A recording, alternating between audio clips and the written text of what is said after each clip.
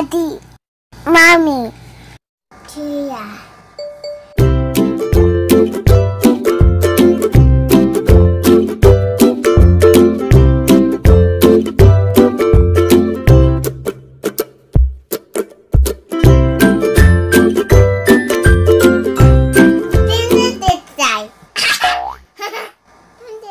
Subscribe the channel.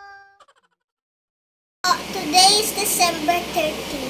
Tomorrow, punta sa Mindanao ni Tita Jen and Jaya. Si Sponge. Vlog. Sara Jaya bukas aalis. Doon natitira sa Mindanao. Lungkot na me.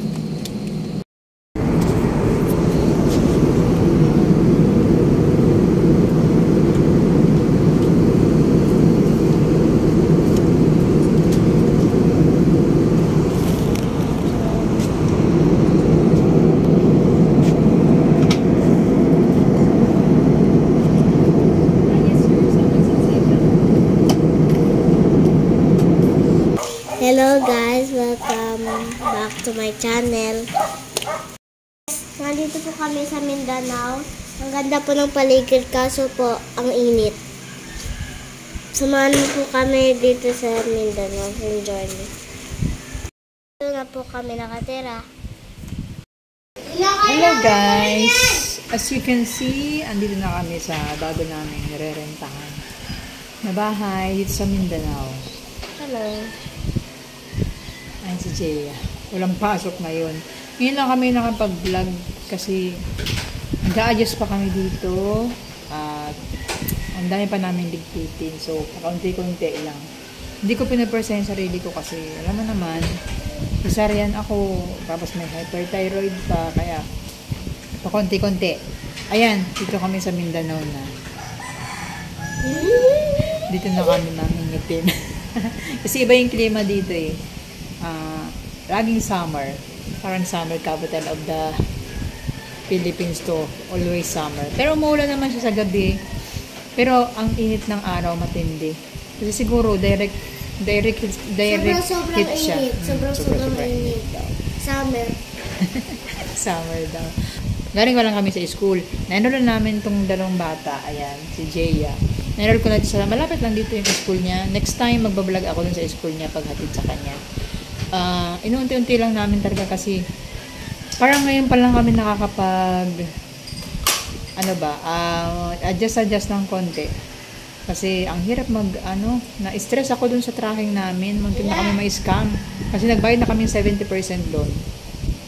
Pagdating dito, pinasapasa pa nila yung gamit namin. Agent pala yun. Agent yung kausap ko dun sa Manila. Ang sabi niya dati nung nasa Manila, direct daw siya.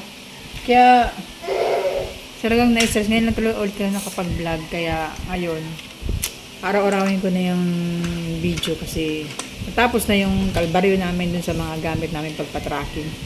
Kasi nakailang beses kami ng pasa-pasa dito hanggang nasira yung motor. Tapos yung kakayos lang ng e-bike. Nasira din yung e-bike kasi na UP. Ito yung namin, apartment yan. Kasi mahal to eh. Kaya sana pa rin kami kasi 8,000, di ba? Kalahati lang sa sa Taguig. Pero okay naman yung ambience niya kasi ito kaya niyo yung backyard niya. May parang siyang compound, yung bahay, andun yung bahay ng may-ari. Tapos may mga puno, yan puno ng lokban, pomelo, lagi kami kumukuha niyan.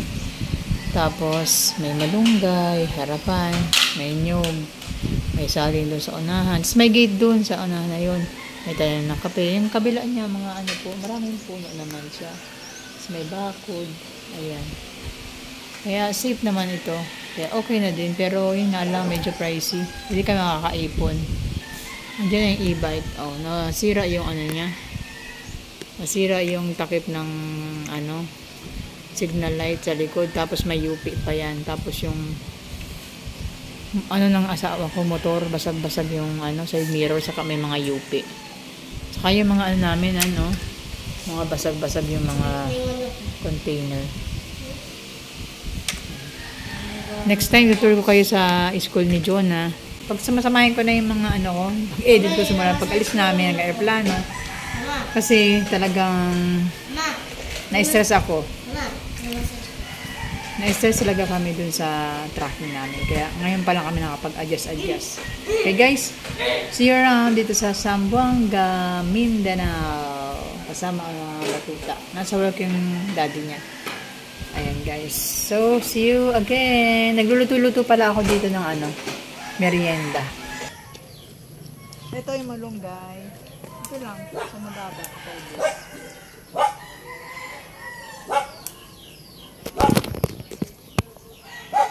Taas na. Sinigang namin.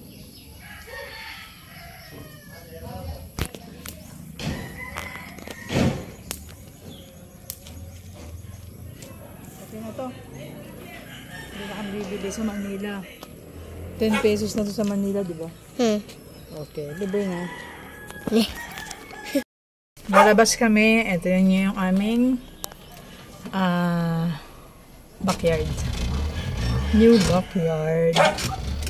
Kaya si Jaya, pinabukas ko ng gate. Ayan siya. So, dahan-dahan lang. Oops! Yun nga lang, rough road. Oops!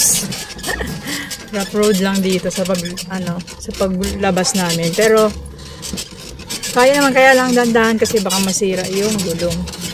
Ay, si Jaya. Nabubukas siya ng gate. Diba? Akala mo kotse yung bubuksan niya. Siya ang taga-bukas ng gate. Akala mo kotse yung dala no? Ayan. Oops. Dito rin kami kumukuha ng lukban, yung suha. Pomelo ba? Pomelo. Ayan ang dami ang bunga. Ay, nakita niyo? Ang dami ang bunga. Oops. Ayan araw-araw kami nalas kumukuha dyan. Tapos may rebuko. Ayun. So, yan. Tutur kayo namin dito sa Mindanao. Wala kami sa town. Siguro 30 minutes from town. Wait lang, close mo pa yung gate. Wait lang, huwag ka muna sumakay. Siya ang taga-bukas ng gate. Close mo na ate. Okay. Ayusin mo.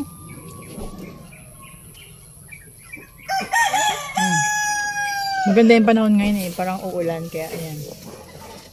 Hindi siya masyadong mainit. Ito yung daanan palabas yan. Tapos highway na. Ayan ang paglabas ng highway na to. Paglabas ng highway, school na. Ayan yung school ni Jaya. Ayan yung mga jeep dito. Ayan punong-puno. Dito, talagang probinsyang-probinsya. Ang mga sakay ng jeep hanggang sa bubong. Ayun. Tingin naman ang sakay, punong-puno. Tawid kami. So, clear. Ito. Ito lang yung school. Ito yung school ni Jonah, ni Jeya. Ayan.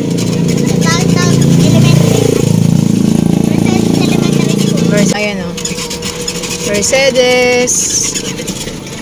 Ayan. Ang lapit lang yung school ni Jeya. Tapos yung school naman ni Jonah, dito naman sa sunod. Malapit lang din. Yung school ni Jonah naman, dito. Ayan. Malapit lang, unahan lang ng school niya. Tapos, ayan ka, barangay, Mercedes Barangay Hall, kakanan kami. Ayan. Barangay Hall. Tapos, center. Mama, gusto naman maglaro sa playground. Okay. Ayan. Ayan, center. Tapos, senior citizen. Senior citizen. BDRMC. Malapit lang kami. Ayan, senior citizen. Mini garden. Senior citizen. Tapos, playground na. School ni John nakatabi. Ayan, Central de los Participation. Ano yan? Ayan. Ito yung school ni John na yan. Ayan o. Tapos may playground. Ayan. Okay. Ayan, ito yung school ni John na. Mercedes.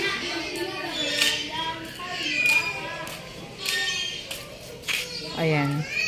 Hanggang alas 3 lang kami dyan. So, katabi lang yung playground.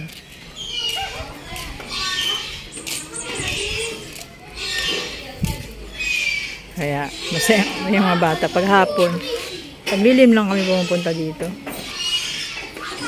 Kasi mainit. Ayun, urang ulan eh. Hello!